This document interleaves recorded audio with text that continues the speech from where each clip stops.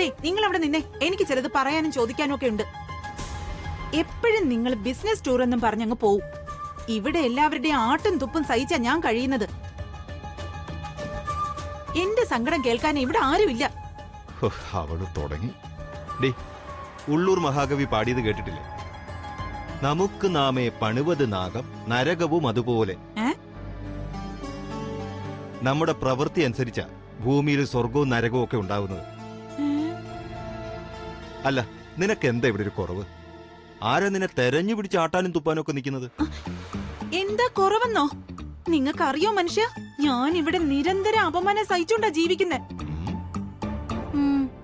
എണ്ണി എണ്ണി പറഞ്ഞു തുടങ്ങിയാലേ ഒരു ദിവസം മുഴുവൻ പറയേണ്ടി വരും. ഏറ്റവും ഒടുവിലത്തെ കാര്യം തന്നെ പറയാം.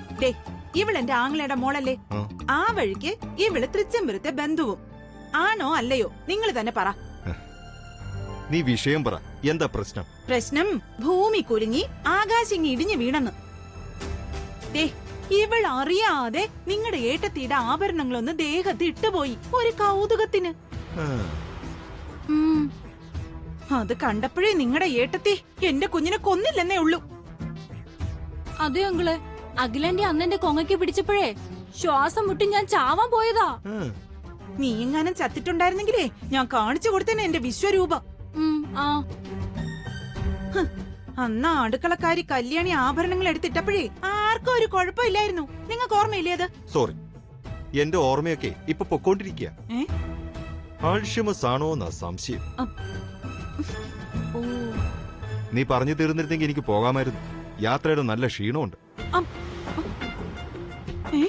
അങ്ങനെ പോയാൽ എങ്ങനെയാ? അവിടെ നിക്ക്. നിങ്ങളെല്ലാം കേട്ടിട്ട് പോയാ മതി. എന്റെ ഗുരുവായൂരപ്പ, ആരുമില്ല ഇവിടെ എന്നെ രക്ഷിക്കാൻ. നിങ്ങൾ ഇതൊന്ന് കേൾക്ക്. പിന്നൊരു ദിവസം ഇവളെങ്ങാണ്ട് ആനന്ദിന്റെ മുറിയിലൊന്ന് കേറിപ്പോയി. ജസ്റ്റ് ഒന്ന് മിണ്ടാനും പറയാനുവേ, അല്ലാതെ യാതൊരു ദുരുദ്ദേശവും. അതിന് നിങ്ങളുടെ ഏട്ടത്തി ഇവളുടെ ചെവി അടക്കം അടിച്ചിട്ട് 2 ദിവസം എന്റെ കുഞ്ഞിന് ചെവി കേൾക്കാൻ പറ്റില്ലായിരുന്നു. പിന്നെ ഒരു ENT സ്പെഷ്യലിസ്റ്റിനെ കണ്ടിട്ടാ ചെവി നേരെയായത്. അറിയോ നിങ്ങക്ക്? ഇപ്പോഴും ഉണ്ട് ചില മൂളലുകളൊക്കെ. റേഡിയോയില് FM കിട്ടാതെ വരുമ്പോ ഒരുതരം മൂളലില്ലേ, കിറന്നൊക്കെ, അതുപോലെയാ. അല്ലാണ്ടി നമ്മളൊരു പ്രധാന കാര്യം പറയാൻ വിട്ടുപോയി. അതെന്താ? ഉരുളക്കിഴങ്ങ് ബോണ്ട. ആനക്കാര്യത്തിന്റെ ഇടയിൽ അവളുടെ ഒരു ബോണ്ട. ആനക്കാരിയോ? അതേതാ ആനക്കാര്യം? ആനയൊന്നും കണ്ടില്ലല്ലോ. ചെലപ്പോ ഞാൻ വരുന്നതിന് മുന്നേ ആയിരിക്കും. അതെ, ഒന്നേ എനിക്ക് പറയാനുള്ളൂ.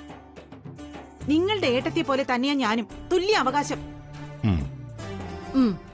പക്ഷേ ആ സ്ത്രീ ഇപ്പൊ ലക്ഷങ്ങൾ മുടക്കി അടുക്കളക്കാരിയുടെ കല്യാണം നടത്താൻ പോവാ. എനിക്കും കൂടി അവകാശപ്പെട്ട സ്വത്തുക്കളാ ഇതൊക്കെ. എനിക്ക് പ്രതികരിക്കാൻ അറിയാഞ്ഞിട്ടൊന്നുമല്ല. എല്ലാം വേണ്ട വേണ്ടാന്ന് വെച്ചിട്ടാ. അതെങ്ങനെയാ? എന്റെ ഭർത്താവ് വലിയ ലക്ഷ്മണൻ കളിക്കല്ലേ. ഏട്ടന് ഏട്ടത്തിയമ്മയ്ക്കും വേണ്ടി സ്വന്തം ഭാര്യ വരെ ഉപേക്ഷിച്ച് 14 കൊല്ലം വനവാസത്തിന് ഇറങ്ങിയ ശ്രീരാമന്റെ അനിയൻ. മതി. എടി, ഞാൻ വരുന്ന വഴി ബാംഗ്ലൂർ ഇറങ്ങി മക്കളെ കണ്ടെന്ന് പറഞ്ഞിട്ട് പോലും അവർക്ക് എങ്ങനെയുണ്ടെന്നൊരു ചോദ്യം നീ ഇതുവരെ ചോദിച്ചില്ലല്ലോ. ഇല്ലല്ലോ. അങ്ങനെയുള്ള നിന്നോടെ മനുഷ്യന്റെ പരസ്പര ബന്ധത്തെക്കുറിച്ച് പറഞ്ഞ മണ്ടനാകുന്ന ഈ ഞാനാ. ഏതായാലും ഒരു കാര്യം തറപ്പിച്ച് തന്നെ ഞാൻ പറഞ്ഞേക്കാം. എന്റെ ഏട്ടന്റെ ഏട്ടത്തിയുടെ മുൻപിൽ ഈ ജീവിതകാലം മുഴുവൻ ഞാൻ ലക്ഷ്മണൻ തന്നെയായിരിക്കും. അങ്ങനെ ജീവിക്കാനാ ഈ സഹദേവൻ ഇഷ്ടം. അത് സഹിക്കുന്നത് ഈ ബുദ്ധിമുട്ടുണ്ടെങ്കിൽ നിന്റെ അനന്തരവളെയും വിളിച്ച് ഇപ്പോ ഈ പടി ഇറങ്ങിക്കോണം. ചെല്ല്, ഇറങ്ങാൻ, ഇറങ്ങാൻ, ചെല്ല്, ഇറങ്ങാൻ, ഇറങ്ങാൻ. വേണ്ടല്ലേ?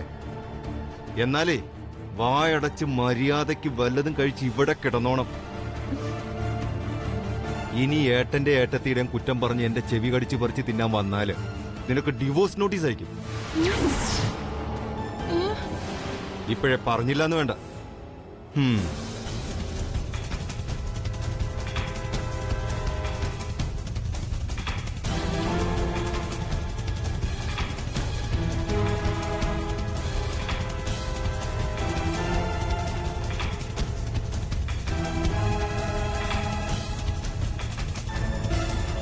അയ്യോ ആന്റി, ഈ ഡിവോഴ്സ് എന്നൊക്കെ പറഞ്ഞാ നമ്മൾ ഈ വീട്ടിൽ നിന്ന് ഇറങ്ങേണ്ടി വരുമോ? നീ ഒന്നും മിണ്ടാതിരിയടി. ഇതൊക്കെ ഇങ്ങേരുടെ ഓരോരോ നമ്പറുകളല്ലേ. ഡിവോഴ്സ് എന്ന് പറഞ്ഞാ ഈ വിലാസിനെ അങ്ങ് ബോധം കെടുമെന്ന് വിചാരിച്ചോ? എന്നെ പോലെയുള്ള ഏത് സ്ത്രീക്കും ഡിവോഴ്സ് എന്നൊക്കെ പറയുന്നത് ഇപ്പൊ ഒരു തമാശയാ. 2 പിള്ളേരുടെ ജാമ്യാ നമ്മുടെ ഒരു ബലം. അത് ഈ ഭർത്താക്കന്മാരങ്ങ് മറന്നു പോവും. കഷ്ടം.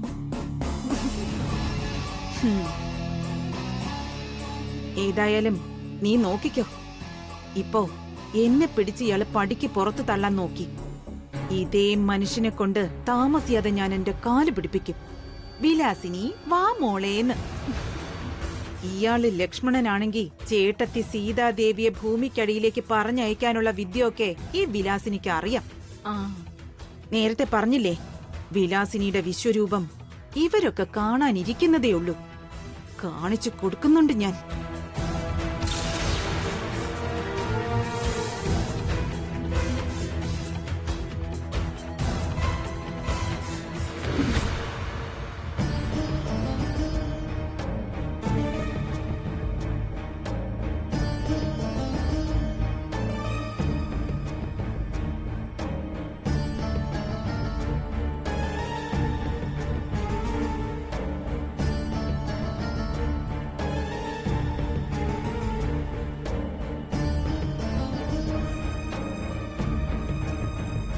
ആനന്ദ് കൃഷ്ണൻ, പൂരൻ നക്ഷത്ര ജാതൻ, നക്ഷത്രാധിപൻ ശുക്രൻ, രാശ്യാധിപൻ സൂര്യൻ,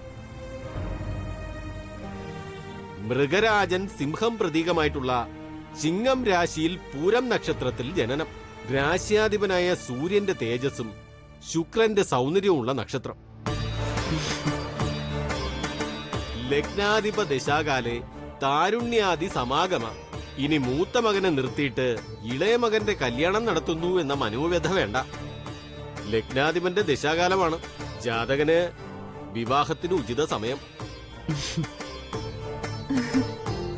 ജോത്സിരെ, ഒരു കാര്യം കൂടി. പെണ്ണ് നമ്മുടെ കുടുംബ ബന്ധത്തിൽ നിന്നാണോ എന്ന് ഒന്ന് നോക്കി പറയാൻ പറ്റുമോ? പെണ്ണ് സ്വന്തത്തിൽ നിന്നാണോ അല്ലയോ എന്നതൊന്നും ഇവിടെ ഒരു വിഷയമല്ല. അറിയാലോ, തൃച്ചംബരത്ത് വന്നു കയറുന്ന മൂത്ത മരുമകളാ തലമുറകളായി കുടുംബത്തിന്റെ പാരമ്പര്യം കാത്തുവരുന്നത്. ഓൺലൈൻ മാട്രിമോണിയലിൽ ബിസിനസ് മാഗ്നറ്റായ ആനന്ദകൃഷ്ണനെ കല്യാണം കഴിക്കാൻ എത്രയോ കോടീശ്വരിമാർ ക്യൂ നിൽക്കുന്നു. പക്ഷേ തൃച്ചംബരത്ത് കാൽ വെച്ച് കയറുന്ന മൂത്ത മരുമകൾ വെറും ധനലക്ഷ്മിയായാൽ പോരാ, സാക്ഷാൽ മഹാലക്ഷ്മിയായിരിക്കണം.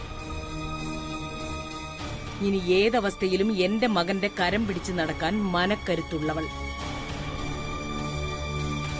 മേഡത്തിന്റെ സങ്കല്പം പോലെ തന്നെ ഭൂമി ദേവിയെ പോലൊരു പെണ്ണാണ് ഈ ജാതകന് വധുവായി വരാൻ പോകുന്നത്.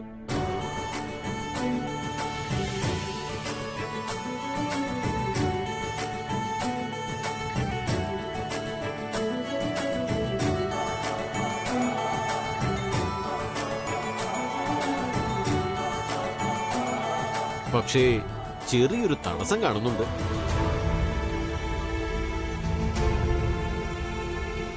തടസ്സം അല്ല ജോത്സരെ, അത് അതത്ര പേടിക്കാനുള്ള കാര്യമൊന്നുമല്ല. ചെറിയൊരു ദോഷം. പരിഹാരമുണ്ട്. ആ, ജാതകന് ഒരു നവഗ്രഹ പൂജ നടത്തണം. അതിനുശേഷം വേണം ജാതകന് കല്യാണം തന്നെ ആലോചിക്കാൻ. പിന്നെ എല്ലാം ശുഭമായി തന്നെ നടക്കും. അത്രയല്ലേ ഉള്ളൂ. നാളെ തന്നെ പൂജയ്ക്കുള്ള ഏർപ്പാട് ചെയ്തേക്കാം. ചായ കുടിക്കൂ ജോത്സരെ. ഹലോ, പറയാം മാഡം, ഓഡിറ്ററാണ്. ഹലോ. ഓ, പർച്ചേസിന്റെ ബില്ലിംഗ് പ്രോബ്ലം അല്ലേ? ഓക്കെ, ഞാൻ അങ്ങോട്ട് വരാം. ആ, ജോത്സരെ, വേറെ കാര്യങ്ങളൊന്നും ഇല്ലല്ലോ? ഇല്ല മേഡം. കൃഷ്ണേട്ടാ, ഓഡിറ്റിംഗിൽ ഒരു ചെറിയ പ്രശ്നം. ഞാനൊന്ന് ഓഫീസ് വരെ പോയിട്ട് വരാം. അതിനകത്ത് പോയിട്ട് വാ. ആ, കമല.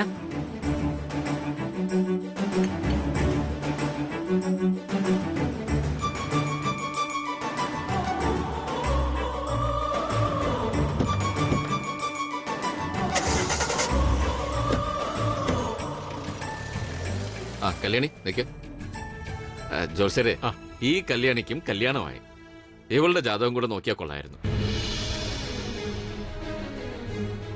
നോക്കാലോ. കുട്ടിയുടെ ജാതകം കയ്യിലുണ്ടോ? ജാതകം അത് അച്ഛന്റെ കയ്യിലല്ലേ?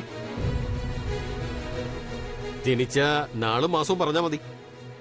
പേര് കല്യാണി, നാളെ മകം, കർക്കിടക രാശിയാ. മകം മാങ്ങാത്തൊലി. നോക്കാം.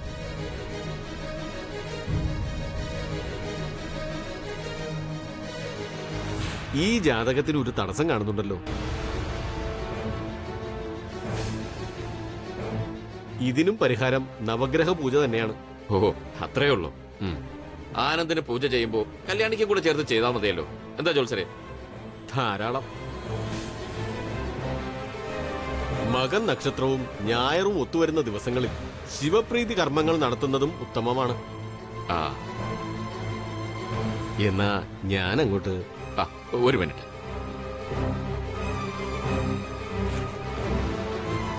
ജോത്സരെ ഇതിരിക്കട്ടെ. ഓ സന്തോഷം.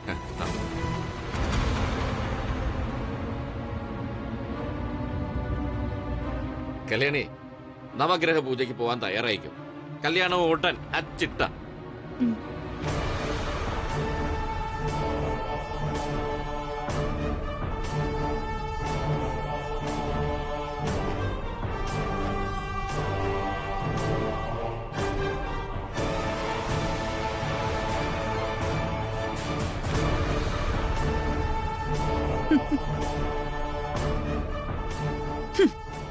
അടുക്കളക്കാരിക്ക് പൂജ ചെയ്യുന്നു.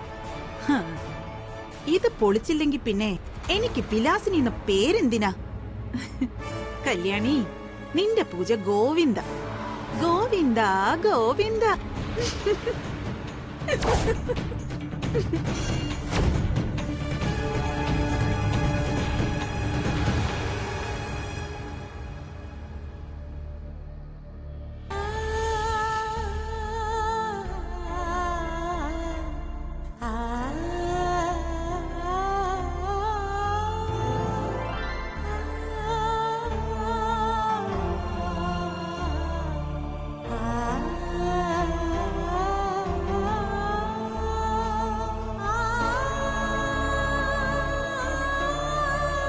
ചേച്ചി, ദില്ലി ഭരിച്ച അവസാനത്തെ ഹിന്ദു രാജാവാരായിരുന്നു?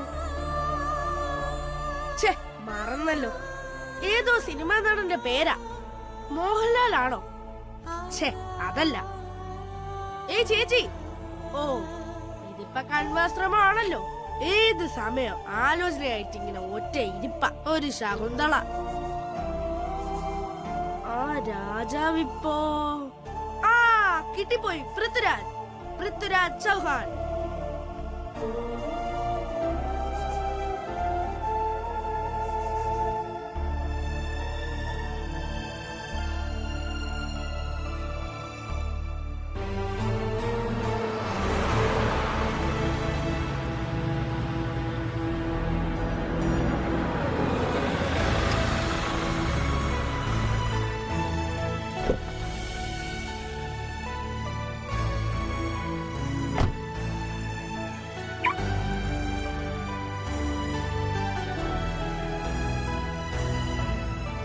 ആ മോളെ കല്യാണി, ചായ എടുക്ക്.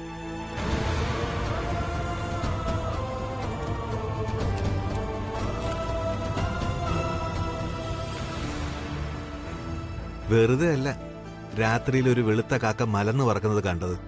ഇതിപ്പോ എന്ത് പറ്റി എന്റെ മോന് പുസ്തകം തുറക്കാൻ? ഓ വെറുതെ. മോഹൻലാല് പരസ്യത്തിൽ പറയാറില്ലേ ലെറ്റ്സ് ചേഞ്ച് എന്ന്. അതുകൊണ്ടൊരു വ്യത്യാസം ആയിക്കോട്ടെ എന്ന് വിചാരിച്ചു. സന്തോഷം. മോഹൻലാലിനെ കൊണ്ട് അങ്ങനെയെങ്കിലും ഈ വീടിനൊരു പ്രയോജനം ഉണ്ടായല്ലോ. മോളെ കല്യാണി, അച്ഛൻ ചായ എടുക്ക്. ഇവക്ക് ഇതെന്ത് പറ്റി? ഇപ്പൊ ശരിയാക്കി തരാം.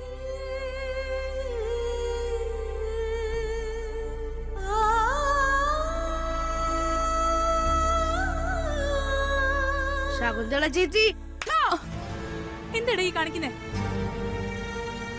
അച്ഛൻ എപ്പോഴാ വന്നേ? ചേച്ചി എന്താ ആലോചിച്ചോണ്ടിരിക്കുന്നത്?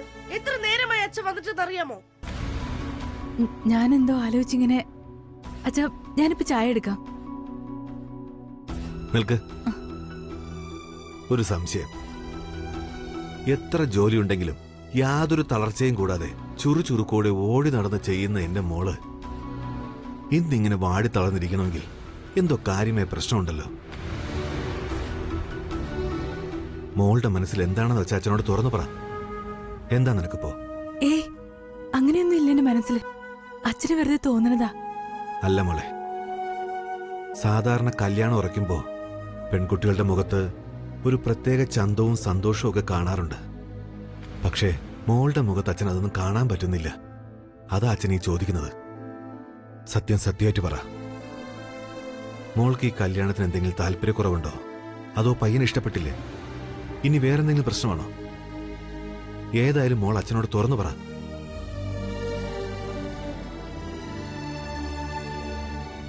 അങ്ങനെയൊന്നും ഇല്ല അച്ഛ. അച്ഛനെന്തിനാ ആവശ്യമില്ലാത്തേക്ക് ആലോചിച്ചു കൂട്ടണേ? ഞാനിങ്ങനെയൊന്നും സ്വപ്നത്തിൽ പോലും ചിന്തിച്ച കാര്യങ്ങളല്ല. അച്ഛൻ വെറുതെ. ആ ശരി, എനിക്ക് തെറ്റിയതാ. അങ്ങനെയാണെങ്കിൽ എന്നെ മോൾ അച്ഛനോട് സത്യം ചെയ്ത് പറ, മോളുടെ മനസ്സിൽ വിഷമമില്ലെന്ന്. എന്നാലേ അച്ഛന്റെ മനസ്സിന് സമാധാനം കിട്ടൂ.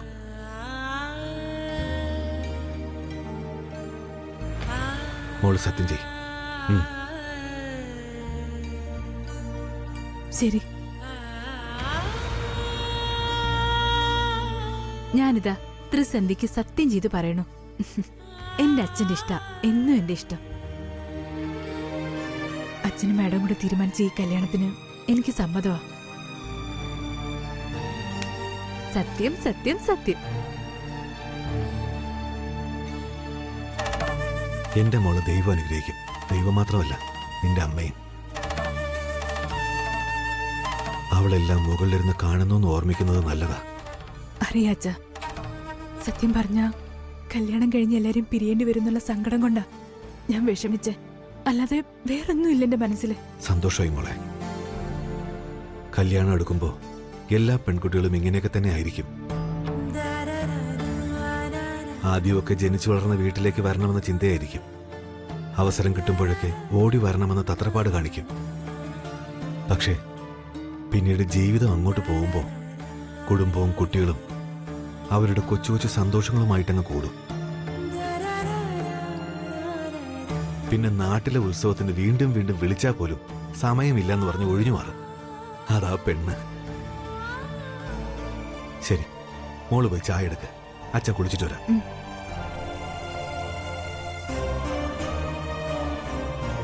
അപ്പോഴേ ശകുന്തള ഒന്ന് നിന്നാട്ടെ. എനിക്കൊന്ന് ചോദിക്കാനുണ്ട്. ചോദിക്ക്.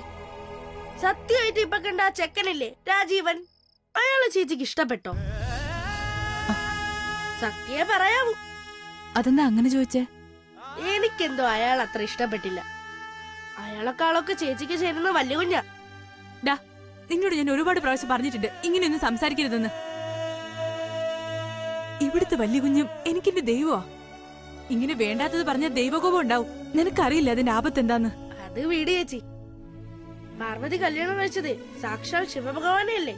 അതിനുശേഷമല്ലേ ദേവിയൊക്കെ ആയത്. അല്ലെങ്കിൽ തന്നെ ചേച്ചി ഒന്ന് ആലോചിച്ചു നോക്കിയേ. അഖിലാണ്ടേശ്വരി മേഡത്തിന് ചേച്ചി കണി കാണുന്നത് പോലും ഇഷ്ടമല്ലായിരുന്നു.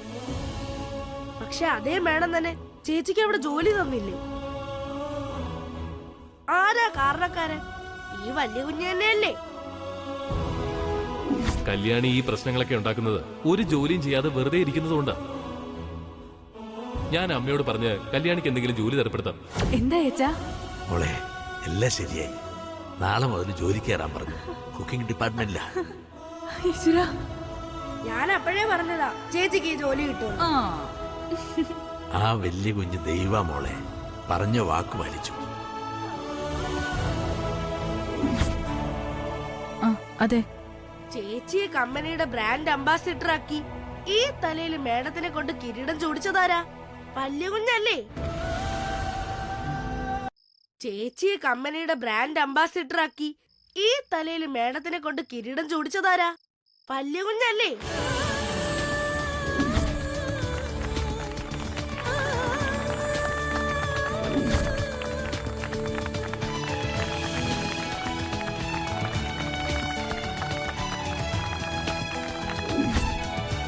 തർക്കമൊന്നുമില്ലല്ലോ. ഇല്ല. അതിനൊന്നും ഇല്ല. ഇനി ഒന്നും കൂടി ഉണ്ട്. ചേച്ചിക്ക് ചെമ്പരത്തി പൂവ് ഒരുപാട് ഇഷ്ടമല്ലേ? ചെമ്പരത്തിപ്പൂവ് എനിക്ക് ജീവനാ. എന്തിനേക്കാളും എനിക്കിഷ്ടം. അതുപോലെ തന്നെ വല്യ കുഞ്ഞിന് ചെമ്പരത്തി പൂവ് ജീവനാ. 25 വർഷം മുമ്പ് എന്റെ അമ്മ അച്ഛന് നൽകിയ ചെമ്പരത്തി പൂവായത്.